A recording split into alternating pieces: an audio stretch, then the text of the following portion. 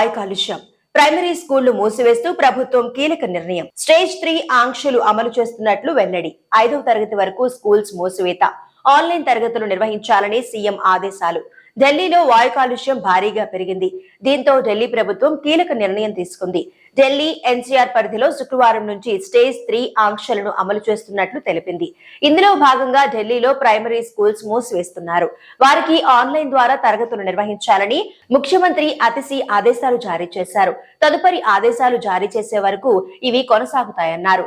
Stage 3 ఆంక్షల ప్రకారం అత్యవసరం కాని నిర్మాణాలు, కూల్చివేతలపై నిషేధం ఉంటుంది. 5వ తరగతి వరకు విద్యార్థులకు సెలవులు ఇస్తారు. ఢిల్లీలో వాయు కాలుష్యం ప్రమాదకర స్థాయికి పెరుగుతోంది. 2 రోజులుగా వాయు నాణ్యత సూచి దాదాపు 400 దాటుతోంది.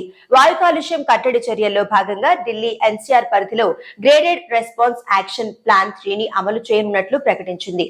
శుక్రవారం నుంచి ఇది అమల్లోకి వస్తుందని ఎయిర్ క్వాలిటీ మేనేజ్మెంట్ కమిషన్ తెలిపింది.